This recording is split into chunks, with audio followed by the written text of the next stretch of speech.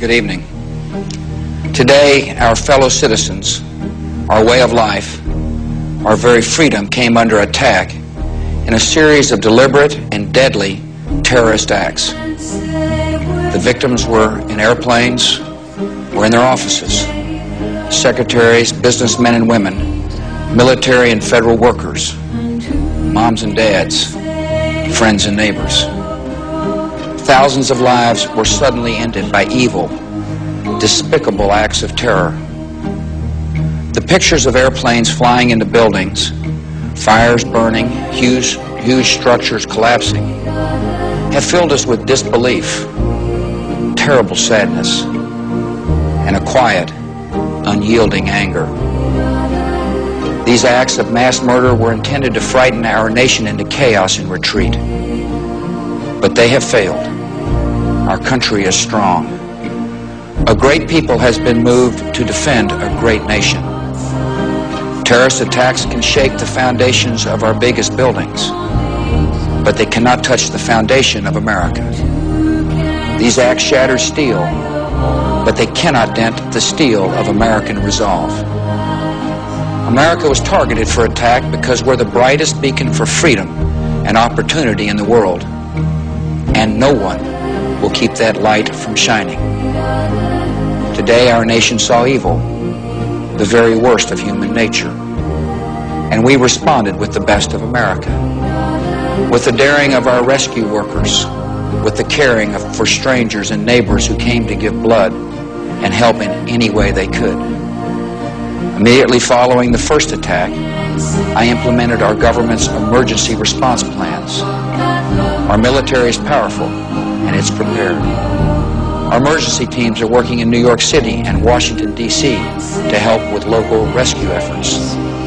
Our first priority is to get help to those who have been injured and to take every precaution to protect our citizens at home and around the world from further attacks. The functions of our government continue without interruption. Federal agencies in Washington, which had to be evacuated today, are reopening for essential personnel tonight and will be open for business tomorrow. Our financial institutions remain strong, and the American economy will be open for business as well.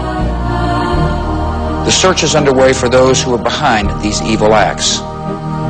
I've directed the full resources of our intelligence and law enforcement communities to find those responsible and to bring them to justice. We will make no distinction between the terrorists who committed these acts and those who harbor them. I appreciate so very much the members of Congress who have joined me in strongly condemning these attacks. And on behalf of the American people, I thank the many world leaders who have called to offer their condolences and assistance. America and our friends and allies join with all those who want peace and security in the world, and we stand together to win the war against terrorism. Tonight I ask for your prayers for all those who grieve, for the children whose worlds have been shattered, for all whose sense of safety and security has been threatened. And I pray they will be comforted by a power greater than any of us, spoken through the ages in Psalm 23.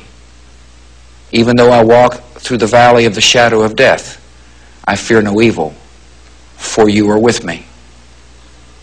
This is a day when all Americans from every walk of life unite in our resolve for justice and peace.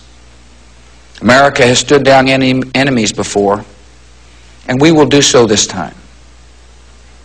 None of us will ever forget this day, yet we go forward to defend freedom and all that is good and just in our world. Thank you. Good night, and God bless America.